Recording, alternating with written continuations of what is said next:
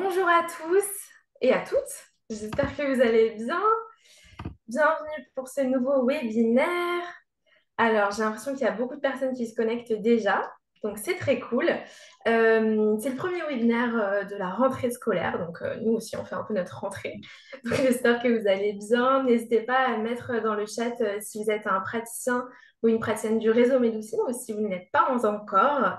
Et puis peut-être aussi votre pratique, d'où vous venez. Comment s'est passé votre été? Voilà, tout plein d'infos croustillantes. J'espère que vous allez bien. Bienvenue, bienvenue, bienvenue. Il y a eu beaucoup d'inscriptions pour le webinaire du jour. Je vois que Christian Junot suscite l'admiration des foules chez Médoucine. En Peut-être tout le cas, thème. en tout cas, on est très content d'avoir Christian. On parlera un peu plus après de tout ça. Mais voilà, n'hésitez pas à faire comme Léa et à vous présenter dans le chat. Donc Léa qui vient de Fontainebleau que je connais très bien. Donc bienvenue Léa. Écoutez, je pense qu'on va commencer dans quelques minutes. Moi, je voulais juste vous partager rapidement Médoucine, si vous ne connaissez pas encore. Donc, moi, je suis Clara, je m'occupe de l'animation réseau chez Médoucine. Donc, de fédérer tous les praticiens qui sont dans le réseau et de créer une grande communauté pour vous aider à développer votre pratique. Et puis, voilà, à créer aussi de l'intelligence collective pour qu'on s'aide tous ensemble à booster les pratiques complémentaires en France et puis aussi à booster vos activités à vous en tant que praticien. Donc, je vois qu'il y a quelques praticiens du réseau que je connais déjà qui sont dans le chat. Bienvenue à vous. Médoucine, donc on référence aujourd'hui environ 2500 praticiens dans toute la France.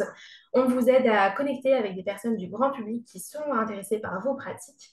Donc on référence vos profils sur Google et puis on vous propose aussi plein d'animations réseau comme on peut faire aujourd'hui pour vous aider à développer votre pratique, que ce soit en présentiel mais aussi en visio. Et puis on a plein de choses aussi qu'on vous propose, des guides, des ateliers ensemble, plein de choses, des salons aussi, voilà. Donc, si vous êtes intéressé par rejoindre le réseau de Médoucine, je vous mets un petit lien dans le chat euh, qui va arriver dans 30 secondes. Tac. Et puis, on serait ravis de vous accueillir, en tout cas sur le réseau. Voilà, le lien est là. Donc, n'hésitez pas à aller checker ça. Et puis, écoutez, je pense que Christian, tu peux te présenter également. Ben oui, merci à toi, Clara. Bonjour à tous aussi. Je vois que je regarde un petit peu d'où vous venez. Je vois juste pour la petite histoire, je vois quelqu'un qui à Viroflay. J'y serai bientôt en conférence avec mon épouse sur l'argent dans le couple, autre thème sensible que les questions d'argent dans le couple. Voilà. Donc, moi, je suis Christian Junot, je suis suisse. Je suis maintenant expert de la relation à l'argent. Ça fait maintenant 14 ans que j'anime sur ce thème. Je suis économiste de formation, je suis un banquier un peu singulier dans le sens que tout étant banquier, je me suis beaucoup formé à la communication non violente, je me suis formé au décodage biologique, je me suis formé au coaching également, je suis formé également aux constellations systémiques familiales et encore à d'autres approches. Donc, l'être humain a toujours été ma passion, bien plus que la finance. Et puis, j'ai été licencié en 2009 et puis 2010, je suis effectivement indépendant. Et si j'ai pu devenir indépendant avec une certaine tranquillité, c'est parce que j'avais passablement, je dirais, apaisé ma peur de manquer qui était très grande. Donc, le thème d'aujourd'hui parle beaucoup de mon passé et on aura l'occasion d'y revenir parce que ça touche effectivement beaucoup de monde. Et puis, j'ai écrit et coécrit 5 livres. Le petit dernier qui est sorti il y a une semaine, Et si on parlait cash pour les adolescents? C'était une commande et je suis content qu'on puisse amener ça aussi aux adolescents qui prennent quelques bonnes habitudes peut-être. Et puis, ce que l'argent dit de vous, c'est vraiment mon livre de référence peut-être sur la relation à l'argent. Voilà en quelques mots. Trop bien. Et ben, merci beaucoup. Donc, n'hésitez pas à rester jusqu'à la fin. Ça va être super intéressant ce thème. Effectivement, je pense que ça touche aussi beaucoup les praticiens. Donc, ça va être très chouette. Et puis, pour les praticiens du réseau, j'aurai une petite offre aussi à vous partager. Je vous l'enverrai par mail, mais on en parlera aussi peut-être sur la fin. Voilà. Et ben, écoutez, on a tout le monde qui est là, quasiment, je pense. On va pouvoir démarrer. Super, merci. Alors oui, effectivement, peut-être juste pour information, quand je pose la question à mon réseau, qui est quand même relativement important, en leur disant quelle est votre plus grosse problématique en lien avec l'argent, la peur de manquer sort largement au numéro un. Donc c'est pour dire que c'est vraiment, mais je dis largement, donc c'est vraiment la grosse problématique. Et en tant qu'ancien conseiller en placement financier, j'avais vu que même des clients millionnaires et multimillionnaires avaient peur de manquer. Donc déjà, peut-être une première chose, et moi-même, j'avais peur de manquer, pourtant, j'étais cadre à la banque, j'avais d'excellents revenus. Et vraiment, c'est de distinguer que potentiellement, hein, je ne dis pas pour tout le monde, potentiellement, on peut ne pas avoir de problème d'argent, mais on peut avoir des problèmes avec l'argent. Je ne sais pas si vous sentez la nuance. Autrement dit, je n'avais pas de problème d'argent, dans le sens où je ne manquais pas d'argent, mais j'avais des problèmes avec l'argent.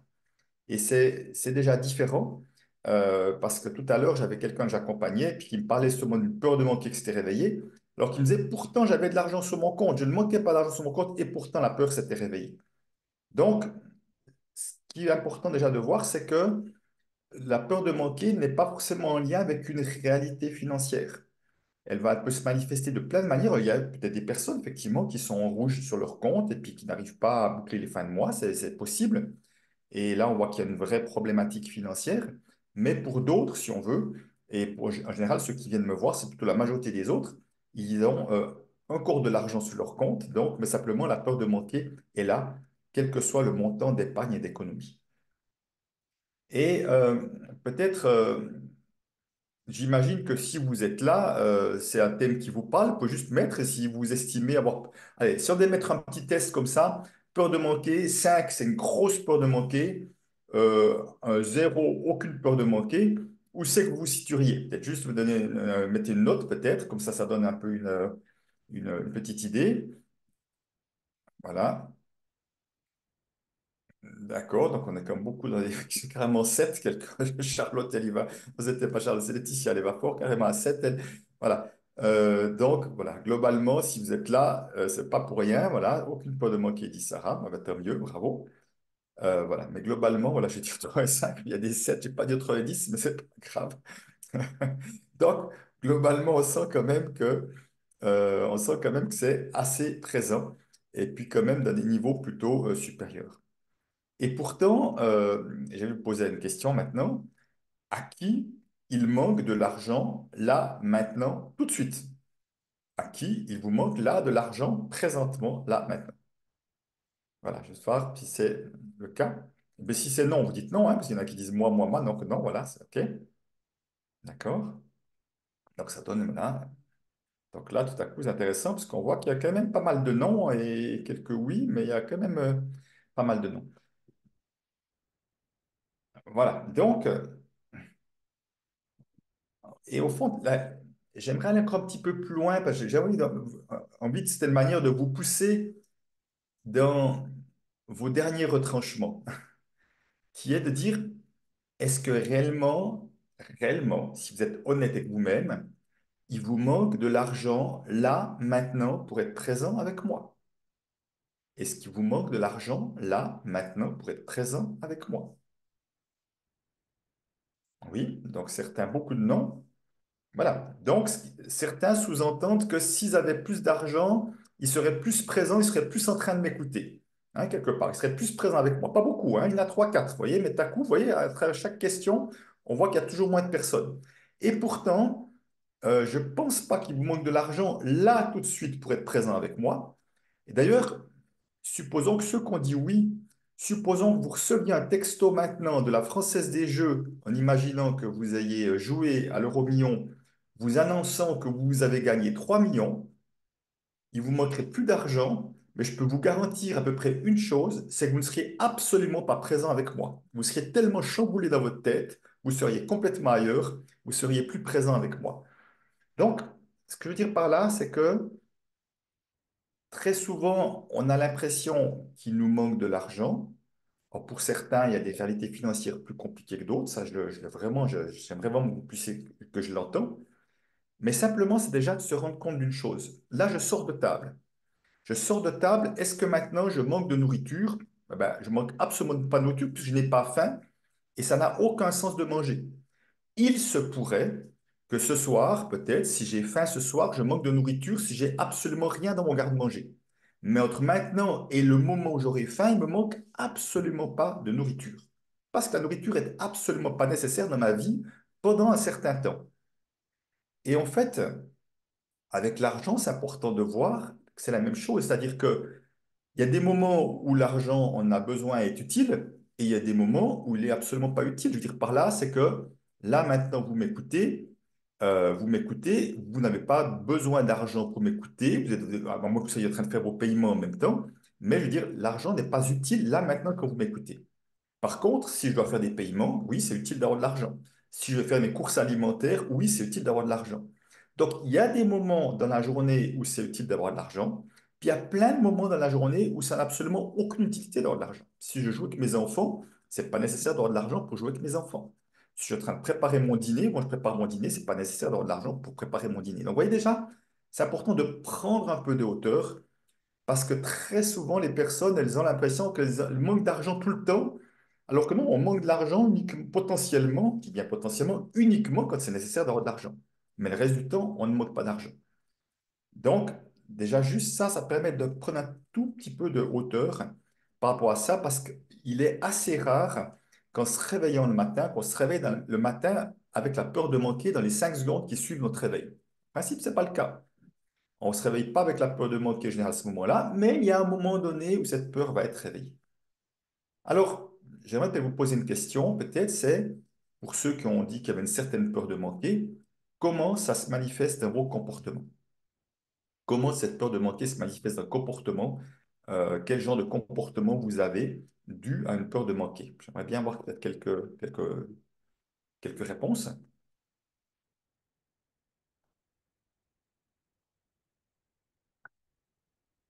Oui, là, d'émotion, mais ça ne parle pas de comportement, je vous parle de comportement, de motivation, effectivement, d'un comportement. OK. Donc, on parlait de ressenti, effectivement, donc je l'entends, lors du grignotage, OK. Procrastination, d'accord. C'est intéressant, procrastination, ça sort deux, trois fois. Se dire, tiens, si j'ai peur de manquer, je devrais faire venir de l'argent. Et pour faire venir de l'argent, ça demanderait peut-être de mettre en place des actions. Puis, en fait, il y a des personnes qui disent, moi, ça me bloque. Hein, on voit que ça va plutôt à l'envers de ce que ça devrait. Donc, réduire les consommations, dépenser moins, je m'interdis les restos, dépenses inutiles, figées, OK. Voilà, je peux devenir désagréable, OK, oui. Quelqu'un peut même dépenser davantage, voilà. Travailler encore plus, etc. Ouais. Voilà, donc on voit effectivement que ça va se manifester de différentes manières. Euh, voilà, donc merci déjà pour tous ces commentaires. Et puis, donc, excuse-moi, je suis en train de lire deux, trois choses. Voilà. Donc, on voit que certains sont plutôt figés, certains vont passer à l'action, certains vont peut-être plutôt être dans une forme de fuite, en quelque sorte, hein. Donc, on voit qu'on a des fonctionnements qui sont différents les uns les autres, qui sont ce qu'explique donc, très bien Ludovic Leroux dans la théorie polyvagale, si vous connaissez un petit peu, qui est vraiment très intéressant. Donc, on voit qu'on a des fonctionnements automatiques qui ne sont pas forcément les mêmes pour les uns et les autres. C'est déjà intéressant de voir nos fonctionnements automatiques, effectivement, dans ces moments-là. Et puis, j'ai encore envie de vous poser une autre question, de dire à quel moment la peur de manquer se manifeste. Parce que, comme je l'ai dit, en général, au réveil, vous n'avez pas peur de manquer. Je ne pense pas que vous ayez toute la journée, pendant toute la journée, vous êtes en train de dire, oh là, je manque d'argent et tout ça. Donc, il y a des moments où ça se manifeste. Je serais intéressé de savoir à quel moment particulièrement ça se manifeste, où vous voyez cette peur qui se réveille et vous sentez peut-être les symptômes, comme certains l'ont décrit, mais c'est important de sentir ces symptômes, par exemple.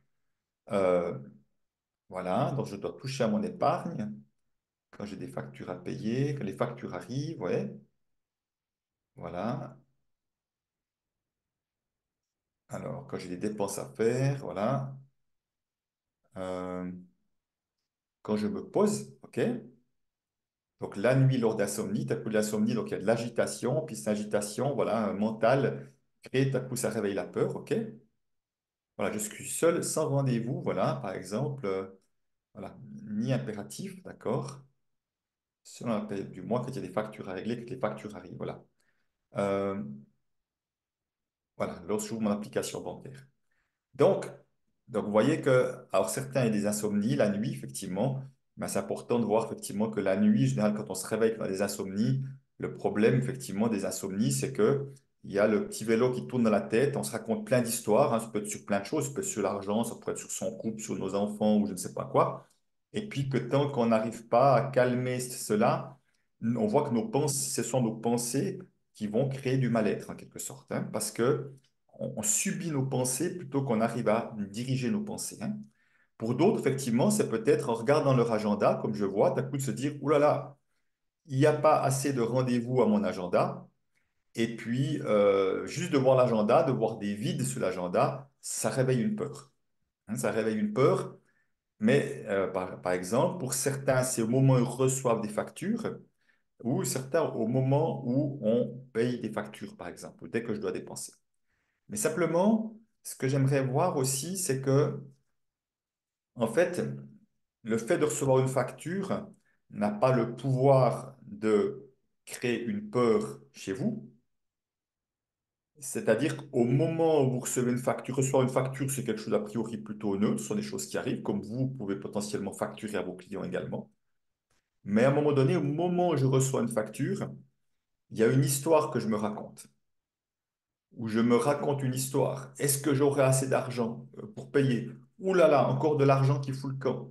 Hein, et peut-être même d'ailleurs, peut-être même que à force uniquement d'aller à la boîte aux lettres, il y a déjà une tension qui existe avant d'avoir ouvert la boîte aux lettres. Ça, c'est la mémoire du corps, en se disant, il y aura peut-être une facture. Vous voyez, on est en train d'anticiper le pire.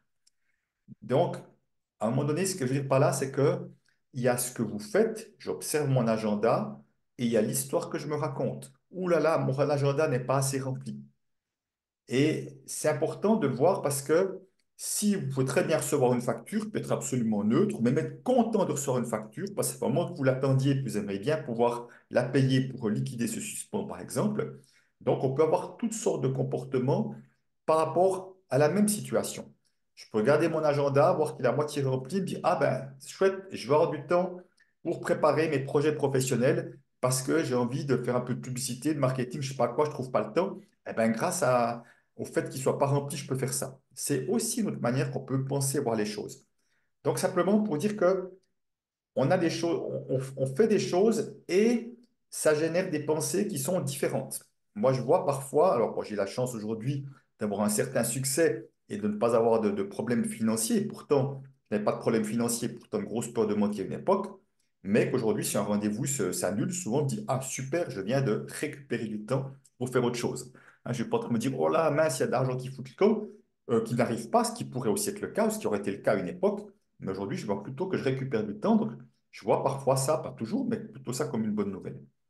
Euh, Quelqu'un a dit, voilà, mon épargne qui n'augmente pas ou pas assez vite, dit Victor, par exemple. C'est intéressant, hein, se dire, mon épargne devrait augmenter. Ça veut dire que tant que Victor a de l'épargne, il n'a pas de problème d'argent. Il ne manque pas d'argent.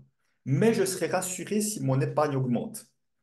Voyez? Donc, à un moment donné, si aussi longtemps que vous avez ce qu'il faut pour payer vos différentes factures et tout, pour subvenir à vos besoins, visiblement, il ne vous manque pas d'argent. Après, peut-être on a envie de s'acheter des extras, ou peut-être une Porsche, je ne sais pas quoi, et peut-être une grosse maison. Peut-être pour ça, il n'y a pas assez d'argent, ça c'est possible. Mais en tous les cas, ce que je veux dire par là, c'est que à un moment donné, effectivement, on aimerait avoir plus d'épargne, etc. J'aimerais vous poser une autre question également. Est-ce que cette peur de manquer elle se manifeste sur d'autres domaines que l'argent? Et parfois, c'est de soi à soi, qui est de je ne suis pas assez quelque chose. Vous voyez, quand la peur de manquer, c'est je n'ai pas assez d'argent en général, ou je n'ai pas assez quelque chose. Mais souvent, j'ai remarqué que ça peut se manifester de je ne suis pas assez performant, je ne suis pas assez si, je ne suis pas assez formé, ou je ne suis pas assez compétent, ou je ne sais pas quoi, attirant, je ne sais pas quoi. Est-ce que pour certains d'entre vous, vous pouvez voir que ça peut se manifester de vous à vous également, que vous racontez des histoires qui fait que vous pourriez aussi avoir la perception qu'il y a quelque chose chez vous qui n'est pas assez quelque chose. En tout cas, pour Victor, oui, d'autres non. Voilà, donc on va voir que ça se manifeste la nourriture aussi, absolument. Euh, voilà, je me sens écrasé par les revenus de mon mari, hein, ça a dit Sarah, mais c'est aussi intéressant de voir ça, de se dire, alors j'imagine que ça veut dire que pour Sarah, je dis des tu, hein, j'espère que vous ne serez pas vexés, c'est pas un manque de respect, mais j'ai de la peine à dire des vous. Euh, En même temps, je me sens écrasé, ça signifie, j'imagine, Sarah, que ton mari a plus de revenus que toi. et que c'est la comparaison qui pose des problèmes, à moins qu'il te le fasse sentir, ça c'est autre chose. Mais autrement, je dirais que moi, je dirais ma compagne de vie, je trouve que c'est plutôt une bonne nouvelle si elle gagne bien de l'argent, parce que ça veut dire qu'on est peut-être que l'argent ne sera pas un problème dans notre couple si l'autre gagne bien de l'argent plutôt que s'il ne gagne pas du tout. Donc certains, c'est oui, effectivement, que vis-à-vis de soi, voilà, je ne suis pas assez visible, des remises en question, voilà, etc. Voilà, il y a des manques également qui se manifestent à d'autres manières. Ok, voilà, merci déjà pour, voilà. Mon compagnon me le fait sentir car il m'attend pour nos projets de voyage, dit Marie. Mais alors, peut-être que ton compagnon peut choisir de te payer des voyages aussi, de t'offrir des voyages également, pour autant que tu sois d'accord d'accepter aussi. Mais c'est vrai qu'on peut voir parfois qu'il y a des différences de niveau, ça peut créer des tensions. Et c'est pas pour rien que j'interviens souvent sur l'histoire d'argent dans le couple, effectivement. Donc, on voit qu'il y a pas mal de manque de confiance, effectivement, ou qu'on ne se sent pas assez quelque chose. Parce que souvent, c'est assez parallèle.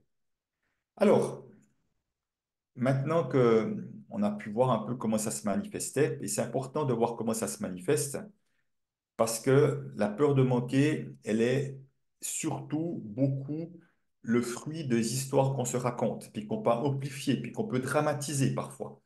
Et c'est important de voir ça parce que ça veut dire que, on le verra tout à l'heure, que ces histoires-là, on n'est pas obligé de se les raconter, puis ce serait peut-être intéressant de pouvoir se raconter d'autres histoires à la place.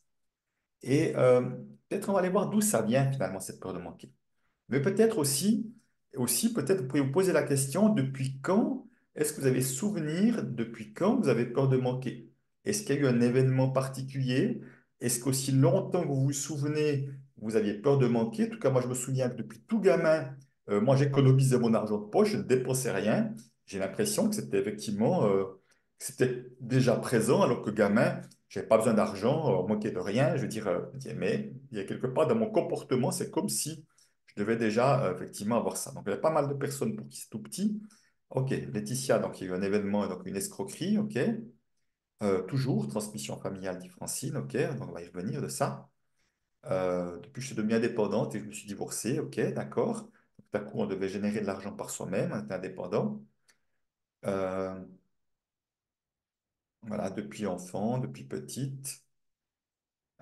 OK. Voilà. Donc, effectivement, on voit pour certains que depuis qu'on devient indépendant, entrepreneur, ça réveille des choses. Et souvent, si vous voulez, cette peur-là, elle peut déjà être potentiellement existante quand on est salarié, mais le salaire, c'est un petit peu l'arbre qui cache la forêt. Autrement dit, c'est que tant que je sais qu'il y a un revenu qui tombe chaque mois, je ne me pose pas trop de questions. Et puis, bah, je sais qu'il va tomber chaque mois. Mais quelque part, la peur, elle est déjà sous-jacente, mais elle est un peu cachée parce qu'il y a entre guillemets, ce confort de savoir que ça tombe chaque mois. Et tout à coup, je deviens indépendant. Je dois générer de l'argent par moi-même. Et puis, forcément, bah, l'argent, en général, c'est pas linéaire. Il y a des hauts, il y a des bas. Et tout à coup, cette peur se réveille d'un coup. C'était le cas de mon épouse, par exemple, elle est devenue indépendante. Tout à coup, cette peur s'est réveillée d'un coup aussi, alors qu'elle avait l'impression qu'elle n'était pas présente avant. Mais elle était déjà présente avant, mais quelque part, elle était un peu cachée, quelque part, hein. Donc, effectivement, on voit que ça vient réveiller d'autres choses. Et ça vient aussi réveiller d'autres choses quand on est aussi indépendant entrepreneur. Et vous me direz si ça vous parle. Parce que j'imagine que la plupart d'entre vous, en étant là, vous faites un métier de cœur, quelque chose que vous aimez. Et peut-être pour une bonne partie d'entre vous, comme souvent, vous avez peut-être été salarié avant, vous avez peut-être fait autre chose avant. Et maintenant que vous faites quelque chose que vous aimez, la dernière chose que vous aimeriez, c'est revenir salarié, peut-être dans un métier qui ne vous convenait plus. Et que vous avez tellement envie de pouvoir continuer à faire ce que vous aimez que l'idée de ne plus de devoir lâcher cette activité de cœur est insupportable. Et vous voyez, juste le fait de se raconter cette histoire-là, il faut absolument que ça marche pour que je puisse continuer à faire ce que j'aime faire, ça génère déjà une peur. Pas si ça marche pas, je vais devoir faire autre chose que je n'ai pas envie de faire. Donc déjà, c'est important de voir qu'il y a effectivement cette histoire qui a l'air de parler en tout cas à un certain nombre. Euh, Effectivement, de se dire, voilà, je me mets une pression et la pression que je me mets, c'est du stress. Et oui, certains reviennent en arrière et parfois c'est juste de revenir en arrière ou de reprendre un mi-temps et tout, parce qu'il y a aussi une question de rythme peut-être. Peut-être qu'on a besoin d'un peu de temps pour générer des clients et tout. peut-être ça va des fois trop vite ou c'est trop insupportable, c'est un peu trop compliqué également. Donc, mais c'est important de voir que si on veut, cette peur que ça ne marche pas va encore augmenter, je dirais, la tension et les peurs qui sont là. Et le problème, c'est quoi? Vous voyez, c'est vraiment un cercle vicieux. C'est que quand j'ai des peurs, si je ne les traite pas, ces peurs vont baisser mon niveau vibratoire, hein, je suis d'une énergie plus basse. Et en étant d'une énergie plus basse, eh ben, je suis moins attrayant, moins attirant pour mes clients. Hein, c'est la loi d'attraction, pour moi, c'est une loi d'attraction dans le sens que de vibration, en quelque sorte. Moi, je vois, plus je vibre des énergies élevées, plus les choses viennent à moi tout seul. Si je vibre des énergies basses, eh ben, c'est là que j'ai des annulations, c'est là que j'ai des trucs qui vont pas bien, etc. Et à un moment donné, je vois bien que mon niveau vibratoire, mon enthousiasme influence effectivement la manière dont j'attire les choses. Et effectivement, vous voyez, c'est le paradoxe, c'est que j'ai envie que ça marche, mais comme j'ai peur que ça marche pas, je tire mon énergie vers le bas et quelque part, j'ai moins de succès que je pourrais en avoir. Donc, autrement dit, ça veut dire quoi? Ça veut dire déjà aussi comment est-ce qu'on arrive à se relier à, moi j'appellerais ça à la foi dans notre projet, à cette confiance dans notre projet, à savoir que ça marchera, je ne sais pas comment ça marchera, mais ça marchera d'une manière ou d'une autre. Parce que je ferai tout ce qu'il faut et que j'attirerai les bonnes personnes pour que ça fonctionne, même si je ne sais pas qui sont ces bonnes personnes. Moi, j'ai eu beaucoup de personnes que j'ai attirées qui sont arrivées à moi dans ma vie de manière absolument surprenante. Bah, je pense à Lilou Massé, par exemple, avec qui j'ai pu écrire effectivement un livre, et tout à coup, qu'on donnait des impulsions à mon business juste incroyables. Mais à un moment donné, il y a moi, je ne savais même pas qu'elle existait, cette femme-là. Donc, je veux dire par là, c'est comment, effectivement, alors tout le monde met pareil que Géorgie, je vais comme voir ce qu'a écrit Géorgie, Géorgie, vu que ça a l'air de parler à beaucoup de monde. Alors, je n'ai pas retrouvé où c'est qu'elle avait écrit quelque chose. Ah oui, si. Euh, ok, oui, c'est ce que j'entends effectivement. Ok, donc je garde le même niveau de vie, effectivement, que j'avais avant, alors que mes revenus diminuent. Alors c'est possible, soit si on a de l'épargne, soit si on a un ou une partenaire de vie ou d'autres revenus qui arrivent, etc., qui permettent de le faire, effectivement. Et c'est vrai que ça peut être parfois compliqué. Mais simplement, je ne sais pas si certains d'entre vous ont remarqué ça. En tout cas, je me souviens d'une femme qui est thérapeute, que j'avais accompagnée, qui avait lâché son travail de salarié et que j'ai revu une année ou deux après. Elle m'a dit, Christian, j'ai vu une chose, c'est que depuis que je fais ce que j'aime, je vois que je dépense moins qu'avant parce que je dépensais plein de choses en compensation à mon mal-être. J'achetais plein de fringues juste parce que j'étais mal dans mon ancien métier, alors que maintenant que j'aime ce que je fais, cette nécessité elle n'est plus là. Je n'ai plus besoin de chercher des fuites parce que je suis contente de ce que je fais tous les jours, alors qu'avant, au contraire, c'était plutôt, je m'emmerdais et puis quelque part, je cherchais des pis-aller, hein, je dirais des compensations qui sont des pis-aller parce que ça ne marche pas effectivement. Donc peut-être pour certains, ça peut être ça aussi potentiellement. Euh, alors, on était justement maintenant d'où vient la peur de manquer. Donc, certains ont peut-être eu un événement, tout à coup, qui ont réveillé quelque chose, comme j'ai vu quelqu'un qui s'est fait escroquer, et tout à coup, ça peut être quoi? Ça peut être une sorte de choc émotionnel qui fait qu'on se dit, ouh là là, le monde n'est pas sûr, mon argent peut foutre le camp du jour au lendemain, par exemple. Et à un moment donné, vous voyez, ça crée une forme d'insécurité qu'il y a des choses qui peuvent arriver à tout moment ou une sorte de méfiance vis-à-vis de l'être humain. Voilà, il y en a plusieurs effectivement qui disent effectivement qu'ils achètent moins aujourd'hui.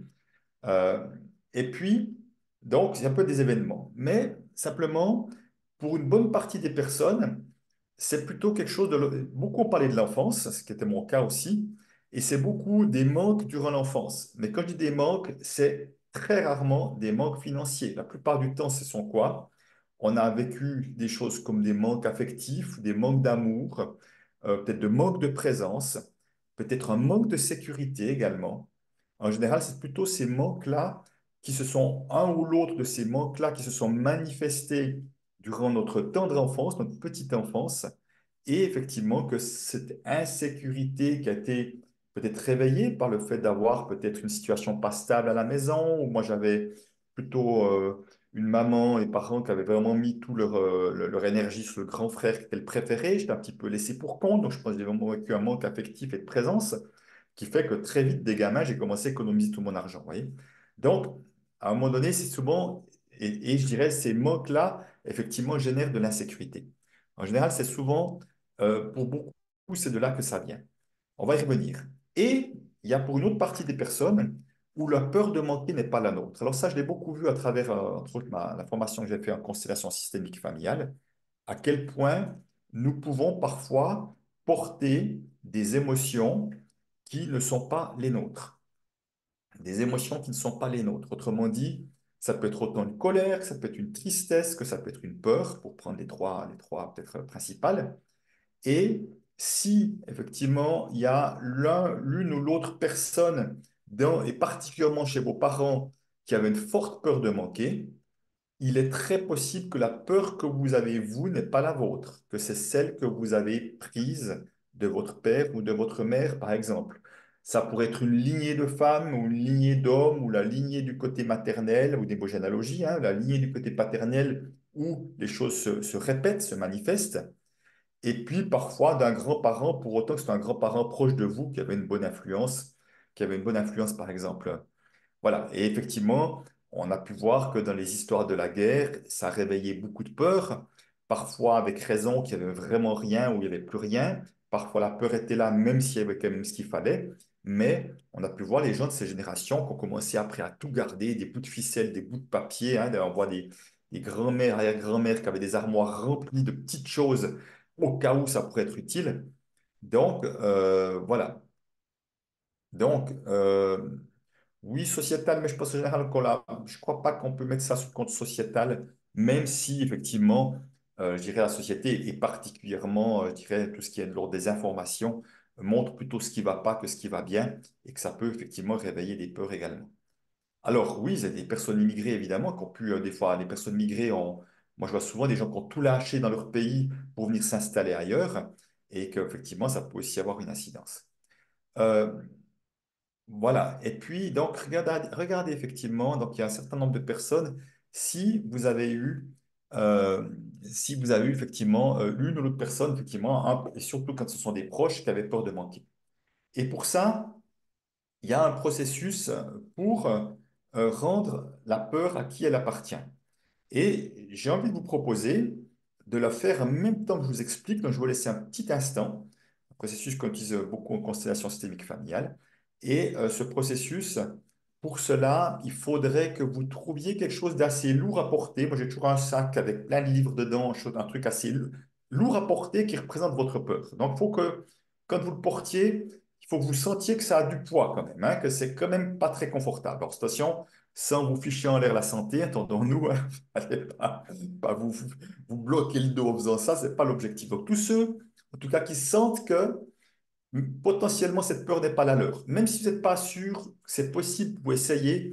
Dans le pire des cas, il ne se passera rien, ça ne changera rien pour vous, ça ne va pas faire de mal à personne.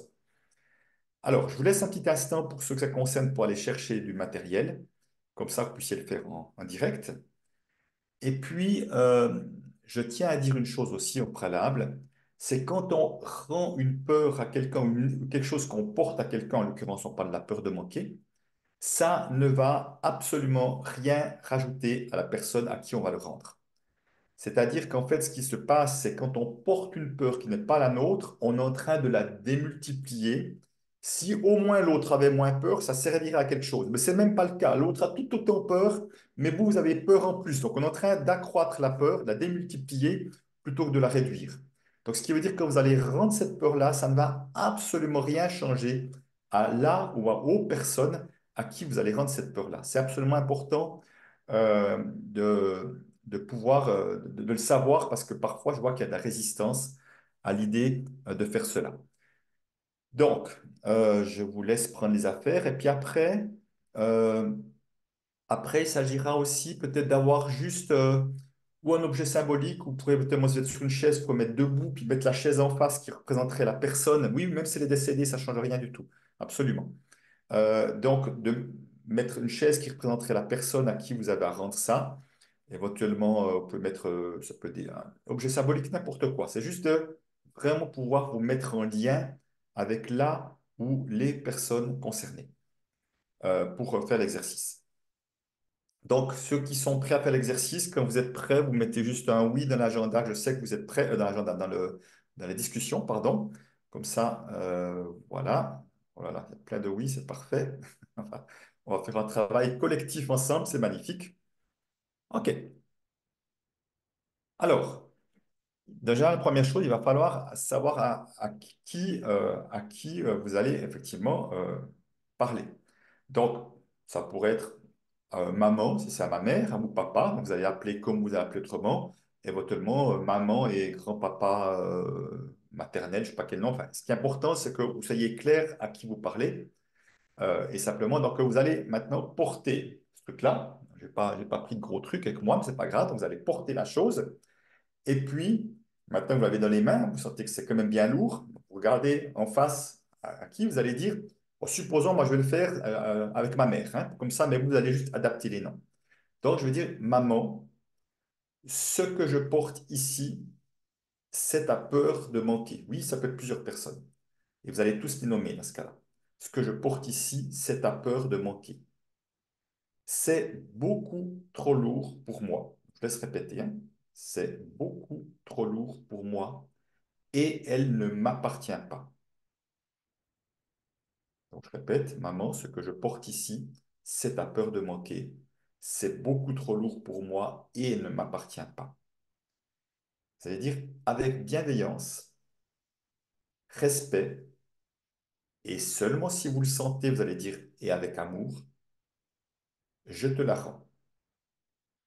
Donc, vous allez faire quoi? Vous allez marcher, vous allez faire deux, trois pas en avant et poser votre paquet soit sous la chaise, soit devant l'objet symbolique qui représente une ou plusieurs personnes.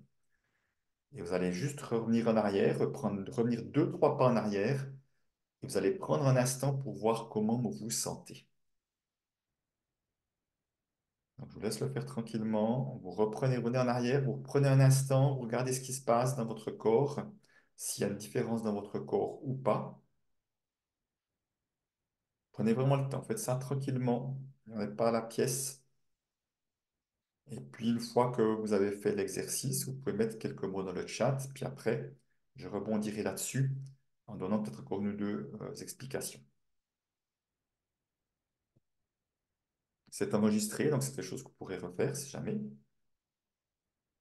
Voilà, donc dès que vous avez, OK, dans le haut du corps, plus légère, dit Jennifer. Dites un peu, effectivement, quelle partie du corps c'est. Euh, voilà, je ne sens rien, dit Marie, OK. Sensation étrange au niveau du plexus. Voilà, haut du corps, bon, OK, OK, voilà. Voilà, on voit que voilà, exactement les différences, voilà, les manifestations sont différentes d'une personne ou l'autre. Ah, coucou Alice, ça on se connaît. Voilà, les larmes aux yeux, voilà. Euh, ok. Alors, deux choses. Effectivement, si la seule différence que je sens, c'est un allègement au niveau des bras, j'ai envie de dire c'est normal. Si vous portez quelque chose, que vous le posez, que vous vous sentiez plus léger au niveau des bras, c'est normal. C'est pas une preuve qu'il y a quelque chose qui s'est passé. Si vous ne sentez rien du tout, il est possible, moi je l'ai eu fait parfois, hein, cet exercice, il est possible que cette peur n'est pas celle de quelqu'un d'autre ou celle de la personne à qui vous avez fait là, que c'est réellement la vôtre. Moi je l'ai fait avec ma mère, mais il ne s'est rien passé. Pour moi, c'était vraiment ma peur, même si je pense que ma mère a assez peur d'argent, mais je ne pense pas que je la portais, que c'était vraiment la mienne. Et effectivement, autrement, vous allez voir effectivement une forme d'allègement, de sentiment de mieux-être, en tout cas, qui va se manifester euh, pour en tout cas beaucoup d'entre vous. Euh, voilà, au niveau du cœur, les bâillements, c'est bien, ce sont des tensions qui sortent, voilà. Légèreté au niveau de la poitrine, voilà. Donc on retrouve un peu plus de liberté, plus de respiration. Voilà, ça pétille au niveau de la poitrine, par exemple, super. Donc là, on peut voir effectivement qu'il y a quelque chose, le corps a manifesté quelque chose, et c'est que des mots, hein, que vous avez dit, c'est quelque chose de symbolique que vous avez fait. Donc là, il s'est passé quelque chose. Parfois, parfois peut-être ce qui peut manquer, pour ceux qui n'ont peut-être rien senti, peut-être qu'il peut manquer une forme de gratitude, peut-être d'honorer ce que ce que les gens ont fait pour cela. Parfois, si vous voulez, les gens ils ont l'impression qu'il leur manque quelque chose. Et si vous sentez, peut-être ça vous parle, Ce qui peut être parfois ajouté, ça peut être à votre mère ou à une lignée, ça peut être de dire quelque chose comme j'honore tout ce que vous avez fait dans les conditions qui étaient les vôtres pour que la vie perdure et que nous nous débrouillons le mieux possible. Merci infiniment pour cela. Vous voyez, juste d'honorer, ça peut permettre aussi de rendre cela. Ça arrive pas souvent, mais ça arrive parfois que c'est un petit morceau qui peut manquer, effectivement. Euh, voilà, en tout cas, voilà, soulagement pour cesser, effectivement. Alors, non, parce que ses propres peurs, ça dit que tes propres peurs, si c'est les tiennes, ça peut t'en occuper, Sandrine. Par contre, si c'est une peur que tu portes, oui, ça peut être d'autres peurs, hein, ça peut être des peurs d'autre chose que la peur de manquer. Ce sont des peurs que tu portes, qui ne t'appartiennent pas, mais ça peut être des colères, la même chose, ça peut être des tristesses, de deuil qui n'ont pas été faits, de colère, d'injustice qui n'ont pas été, dont la personne n'a pas osé exprimer sa colère, qu'on peut porter également. Donc, on peut des fois voir qu'on a des réactions, des sensations, on dit c'est bizarre, et peut-être bien que ce ne sont pas les vôtres, c'est exactement le même principe et le même processus. Clara, hein, n'hésite pas à intervenir, c'est quoi que ce soit. Hein. Donc, s'il y a une légère culpabilité qui apparaît, Laurie, qu'est-ce que tu te racontes? Hein, derrière la culpabilité, je suis en train de me raconter une histoire, et c'est quoi que tu te racontes derrière la notion de culpabilité?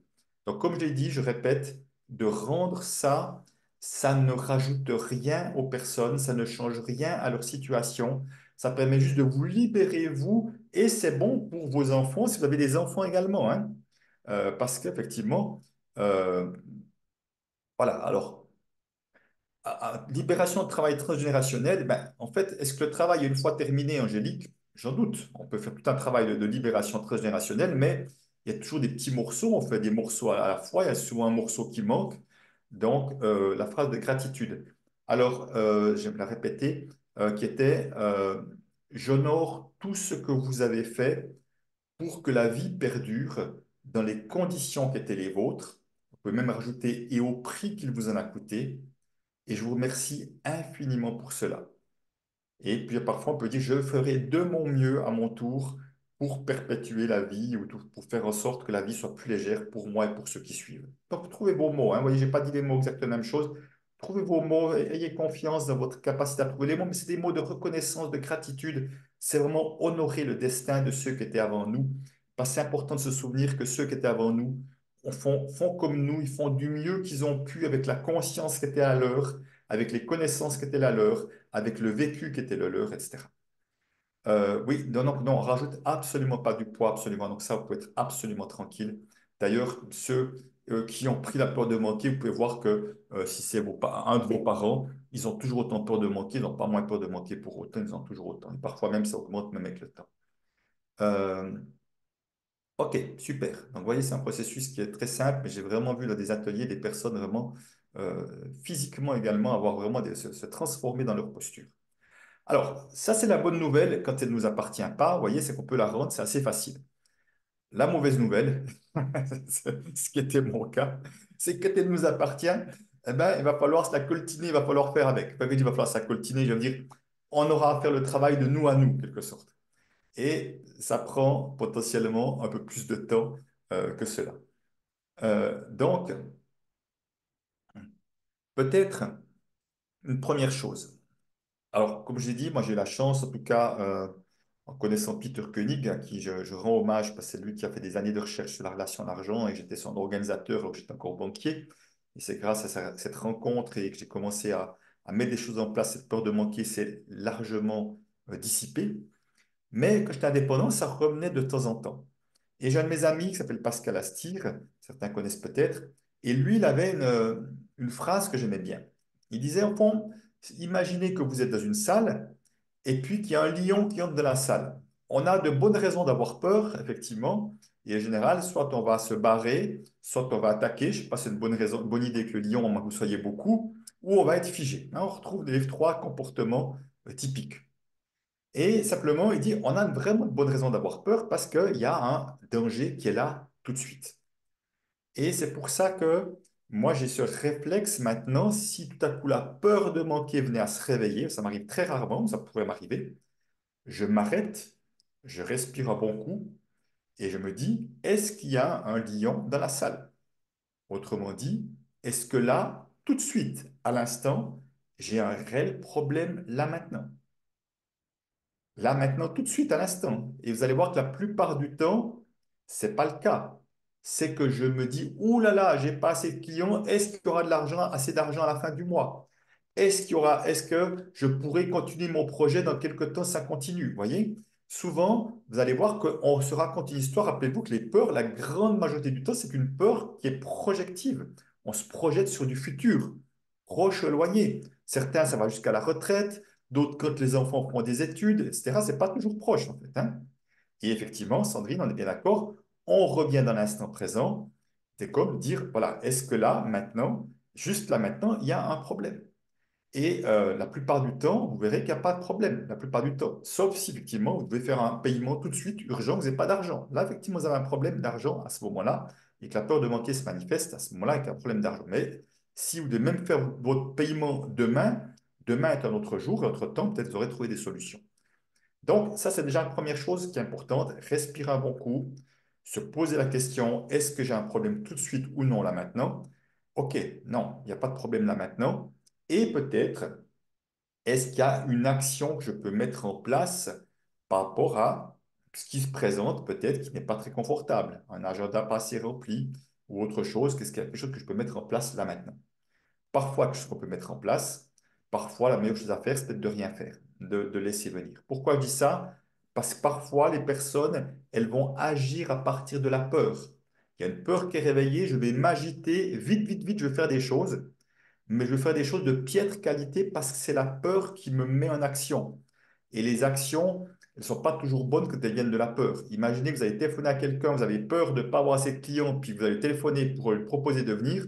Je peux vous garantir que dans l'énergie où vous êtes, ça ne va pas être très attrayant pour la personne en face. Parce que vous n'êtes pas dans l'enthousiasme, vous êtes dans la peur à ce moment-là. Donc, c'est important, c'est pour ça que je dis des fois, le mieux à faire, c'est d'aller se promener un moment, juste se détendre, changer les idées, d'aller dans la nature, d'aller se mettre les pieds dans l'herbe ou je ne sais quoi. Et parfois, effectivement, on peut poser une action.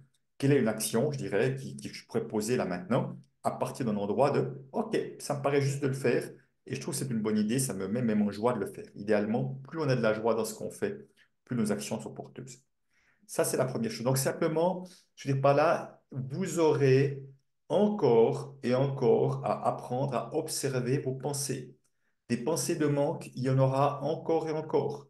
Plus vous pourrez les observer, si ça c'est une télécommande, plus au moment où vous observez des pensées de manque, comme si vous aviez la télévision allumée, vous pressez stop. Je ne sais pas si vous avez remarqué que vous pressez stop sur une télévision allumée, elle s'arrête d'une seconde à l'autre. La télé s'arrête d'une seconde à l'autre et c'est la même chose. Au moment où je vois des pensées, excusez-moi l'expression, des pensées de merde dans ma tête, c'est stop. J'arrête les pensées, je respire un bon coup et puis je me reconnecte à autre chose. Moi, ce que je fais beaucoup, c'est me reconnecter à ce que j'aime tellement faire dans la vie. Pourquoi je fais ce métier-là? À quoi j'ai envie de contribuer? À me reconnecter à mon désir de soutenir des êtres humains. S'il faut des métiers des métiers d'accompagnement, comme c'est le cas pour la majorité d'entre vous. Donc, je me reconnecte à ce qui me fait du bien, à ce que j'aime faire, ou je me reconnecte à des souvenirs positifs, ou alors, euh, moi, j'ai une sorte de mantra que j'utilise dans toutes sortes de situations, c'est tout va bien se passer. Je ne sais pas comment ça va se passer, mais tout va bien se passer. Je peux vous dire, j'ai fait ça plein de fois. Alors, j'étais en retard pour prendre un train, le métro était coincé, machin. Il y a toujours une solution qui s'amenait parce que j'étais juste, OK, tout va bien se passer. Et vraiment, je me le répète, je me dis, bon, ça pourrait faire un peu méthode Coué, peut-être, pourquoi pas. Mais en même temps, moi, j'ai cette sorte de tranquillité, je me dis, les choses vont bien se passer. Il y a une solution qui se présentera et la plupart du temps, on ne connaît pas la solution. Parce que la vie nous amène des solutions, qu'on est prêt à s'ouvrir à des solutions aussi. Et les solutions, j'ai plein de personnes qui ont dit des expériences où de l'argent arrivait de manière tout à fait surprenante. Donc, ça peut être une affirmation positive, mais vraiment de la dire avec le cœur ouvert, hein, pas juste la dire mentalement parce que Christian a dit qu'il fallait la dire. C'est important de prendre le temps de la ressentir. Et moi, je dis tout va bien se passer, mais trouvez la vôtre. Ce qui compte, c'est que la vôtre, elle vous fasse du bien, celle-ci. Et, euh, et je vois des fois mon épouse qui s'agite à côté de moi, puis je dis là, non, mais tout va bien se passer. Je sais que ça va bien se passer, même si je ne sais pas comment ça se passera, mais ça se passera bien. Et donc, redirigez effectivement vos pensées vers quelque chose de positif. Et en même temps, si vous savez, si vous connaissez les endroits où en général ça réveille de la peur, quand vous allez voir votre agenda, vous allez ouvrir votre boîte aux lettres, quand vous allez faire un paiement, soyez en conscience dans ces moments-là. Essayez d'être en conscience, je vais, ok, je vais ouvrir ma boîte aux lettres, à chaque pas que je fais, je pense, je mets de la présence sur mes pas. Je me vois en train de dire, ah tiens, qu'est-ce que la boîte aux lettres va m'amener aujourd'hui? Est-ce qu'elle va me donner une occasion de travailler ma peur de manquer en amenant une facture ou pas? Vous voyez, on peut déjà raconter une histoire, t'as coup d'en vivre une expérience, une forme de curiosité, euh, une sorte de curiosité de vivre l'expérience. Ah ben tiens, je vais aller voir mon agenda, je vais aller voir comment ça me fait quand il est rempli comme ça. Je vais aller voir mes comptes, je vais aller observer comment ça me fait de voir mes comptes qui sont remplis de cette manière-là. Vous voyez, plutôt que déjà d'être dans la peur avant, c'est juste de faire une expérience et puis ben, je vais respirer un bon coup avant. Ok, je regarde mon agenda, hop là, il n'y a pas beaucoup de monde, allez, je prends le temps de respirer et je prends juste le temps de regarder ce qui se passe. Vous voyez, plutôt que subir la chose, vous allez commencer à être acteur de la chose. Vous allez commencer à vivre la chose différemment, qui fait que petit à petit, vous allez y aller toujours plus souvent. Et des fois, moi, quand je fais mes paiements au début, que j'avais peur, au moment où j'ai compris, je me suis allumé une bougie, je me mettais une musique que j'aimais bien. Vous voyez, je me mettais dans une ambiance sympathique plutôt que de me dire, oh là là, c'est le soir, je vais faire mes paiements, mon Dieu, je n'étais pas à prendre avec des pincettes ce soir-là parce que ça venait juste réveiller mes peurs. Donc, j'ai commencé à créer un moment différent et on crée un moment d'observation. Je vais m'observer et puis ce que j'ai fait avec les paiements, par exemple, chaque paiement que je fais, je remercie la personne pour ce que j'ai reçu en contrepartie. Merci à la personne qui a fait le service de ma voiture. Merci à la personne qui est venue réparer le problème de plomberie. Merci à l'assurance qui m'assure en cas de coup dur pour cette problématique-là. Voilà, je vous honore en payant l'argent. Vous voyez, je me mets en lien à chaque facture. Ok, les impôts, c'est un peu plus compliqué, on est d'accord, mais vous pouvez quand même choisir, plutôt que d'aller voir tout l'argent qui est mal utilisé, on n'a aucun problème de trouver de l'argent mal utilisé les uns les autres, on est bien d'accord. Vous pouvez aussi choisir de dire, ok, mes enfants ont fait des études et grâce au paiement des impôts, on a eu des écoles, on a eu des instituteurs, on a eu des professeurs, etc. pour ça.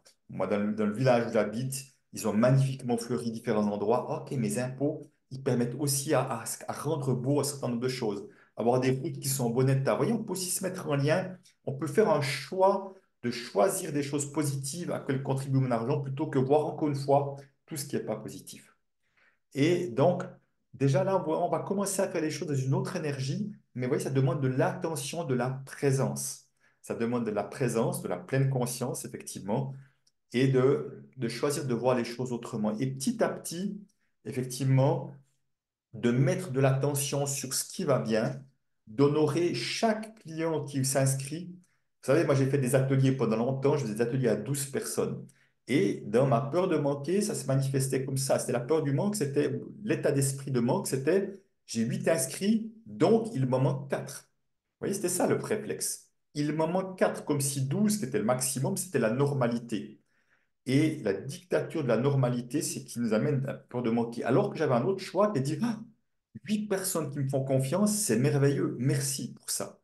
Et maintenant, quand il y a un premier inscrit, je lui dis merci, parce qu'il y a toujours eu un premier inscrit dans tout atelier, jamais eu un huitième au premier, c'est toujours un premier, puis un deuxième, puis un troisième, puis un quatrième. À chaque fois, je prends le temps d'honorer la personne qui me fait confiance. Prenez le temps d'honorer la personne qui prend rendez-vous avec vous, qui vous fait confiance également. Donc, vous voyez, là, on est plutôt dans un esprit d'abondance, un esprit de gratitude. Et prenez le temps, effectivement, de toutes les personnes qui sont autour de vous, qui vous amènent du bien. Donc, de vraiment je dirais de favoriser l'état d'esprit d'abondance. Parce que l'état d'esprit d'abondance, effectivement, c'est un choix du regard que j'ai. On a une expression merveilleuse en français, verre à moitié vide, à moitié plein. Voilà, tout à l'heure, je suis allé ramasser des tomates dans mon jardin. J'ai largement les moyens de m'acheter des kilos de tomates à n'en plus finir. J'avais une gratitude énorme pour ces tomates qui avaient poussé dans mon jardin. C'était un merci vraiment du fond du cœur de voir que j'avais mis de l'attention, j'ai mis de l'énergie, mais voir comme c'était merveilleusement récompensé. Donc, vous voyez vraiment cet état d'esprit d'abondance, l'instrument de l'état d'esprit d'abondance, ça s'appelle la gratitude. Pour la gratitude pour Clara et Médoucine, pour ce qu'ils organisent aujourd'hui, mais tous les autres jours également pour vous. De la gratitude pour votre client qui parle de vous à d'autres personnes. La gratitude pour la personne qui vous tient à la porte juste à un moment où vous entrez quelque part. On a plein d'occasions d'avoir de la gratitude. Et plus on a de la gratitude, plus il y a quelque chose qui se remplit à l'intérieur et plus quelque part on est en train d'entrer dans une autre dynamique, dans autre chose. C'est un chemin. Je peux vous dire que j'avais du grosse peur de manquer. En tout cas, je suis une preuve parmi d'autres qu'on peut changer. Et pourtant, pendant très longtemps, comme indépendant, j'ai gagné nettement moins que ce que je gagnais à la banque. J'avais d'excellents revenus à la banque. Aujourd'hui, je gagne autant, voire même plus. Mais je veux dire par là, ce n'était pas une question de gagner suffisamment d'argent. C'était vraiment à l'intérieur de moi que ça se passait. Voilà, il est 13h25. Je ne sais pas si déjà vous avez envie de partager quelque chose, si Clara a envie de rebondir sur quelque chose. Ouais, n'hésitez pas peut-être à nous dire ce que vous avez pensé de ce webinaire, même si je suis sûre que vous avez adoré. On a Alice qui dit merci Christian, toujours très intéressant. Écoutez, bah oui, on arrive doucement mais sûrement à la fin de ce temps ensemble. C'était hyper intéressant, franchement, c'était super. On a appris plein de choses, c'est très cool. Une pluie de merci dans les commentaires. En tout cas, oui, je voulais juste vous partager déjà le fait que Christian fait un live gratuit avec Laurent Gounel du coup le 11 septembre. Je vous mets le lien dans le chat si vous avez envie d'aller regarder ça. Et puis également, bah, n'hésitez pas pour les praticiens du réseau à ouvrir le mail que je vous enverrai à la suite de ce webinaire. Donc, je pense d'ici soit cet après-midi, soit demain matin. Il y aura une petite surprise dedans, donc avec une bonne réduction pour les prochains ateliers de Christian. Donc, c'est toujours une bonne chose à apprendre. Et puis, bah, écoutez, merci beaucoup à Christian. C'était un super moment ensemble. Merci pour tout ça. C'était vraiment chouette. Et puis, merci à tous aussi d'avoir participé à ce webinaire. J'espère que ça vous a plu, mais j'ai l'impression que oui. Merci pour tout, merci. Vous voyez, ça me remplit, ça me nourrit. Donc voilà, j'aurai aussi J'ai déjà de la gratitude, mais en fin de journée, moi, je reposerai ma journée, j'aurai de la gratitude pour vous tous également, d'avoir été présents, d'avoir envie également de faire bouger les choses, d'avoir envie de contribuer à ce monde différent. Donc merci pour cela également. Ça me remplit également de savoir que nous sommes nombreux à chacun mettre notre énergie pour essayer d'amener notre part à ce monde avec encore plus d'humanité. Voilà, merci pour cela aussi. Tout à fait. Eh bien, écoutez, je vous souhaite un bon appétit pour ceux qui vont manger et puis une bonne fin de journée à tous. Merci à tous. Merci Christian. Bye bye. Au revoir.